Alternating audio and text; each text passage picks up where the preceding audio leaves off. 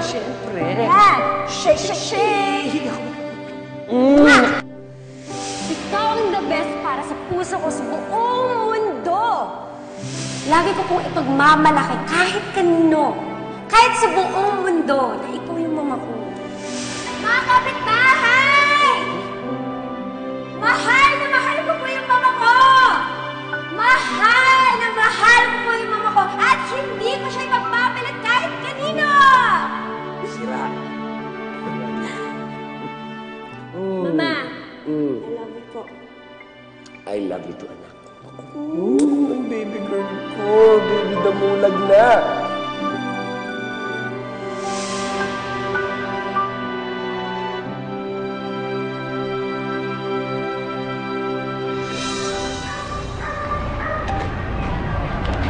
Gordon.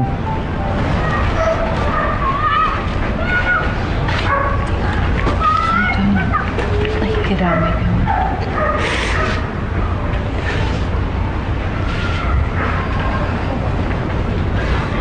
Ano nangyari?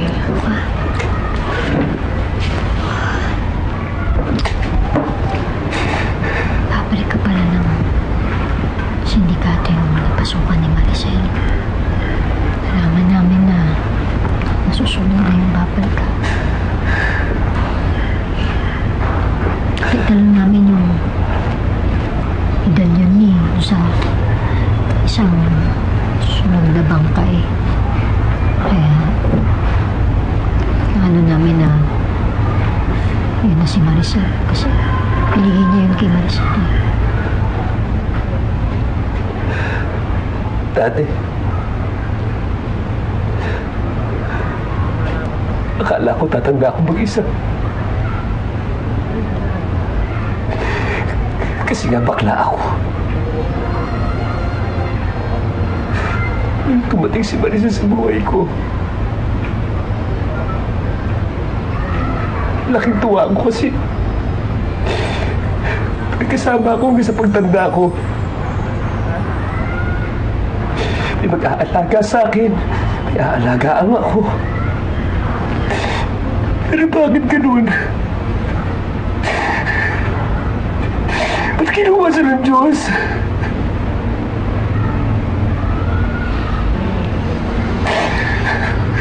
Bakit ang daya-daya ng Diyos?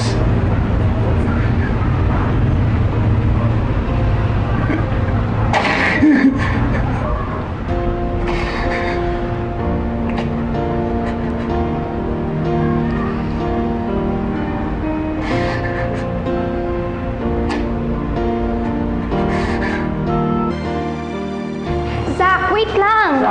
Zach, saan ka ba pupunta? Mag-usap naman tayo. Bakit ba last subject lang inatenan mo? Hindi nga naman sinabing hinahanap ako ni Mrs. Olvidado. Ikaw pupunta dito eh. Bakit? Look at you. Bakit ang dumi ng damit mo tsaka ang dumi ng face mo? Saan ka ba galing? Ano ba nangyayari sa'yo?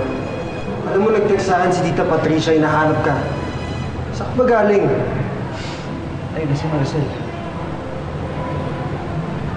What?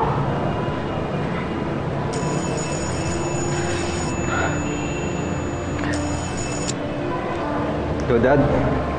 Mabuti naman, sumagot ka na. Ito ang sinasabi ng mami mo na kagabi ka pa raw hindi umuwi, ha? Dad, si Maricel kasi. Ano, Maricel na naman. Wala ka ng ibang bukang bibig kung hindi Maricel. You better get home right now. Marami tayong pag-uusapan.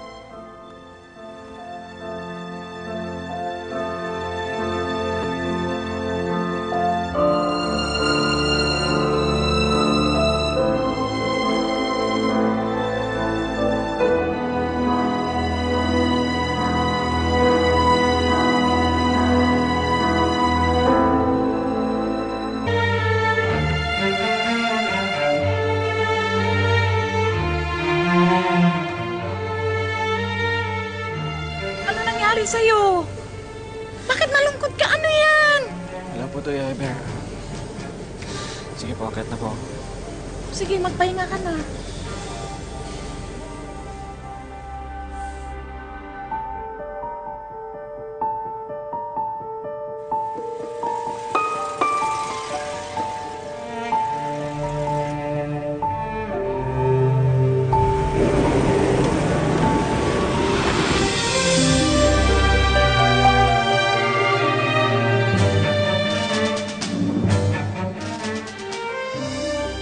Zach naman, anong kalokohan to? Hindi ka umuwi kagabi? Saan ka ba galing? At tingnan mo yung itsura mo. Kipag-away ka ba?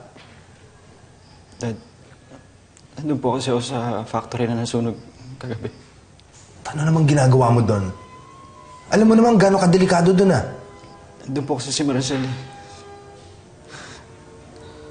Dad, patay na po si Maricel.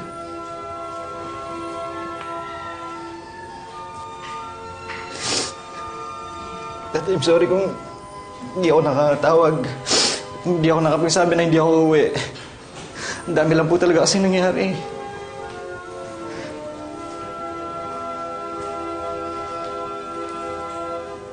Eh, na po yung lamay niya.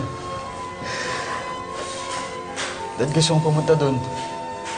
Gusto ko nandun po ako.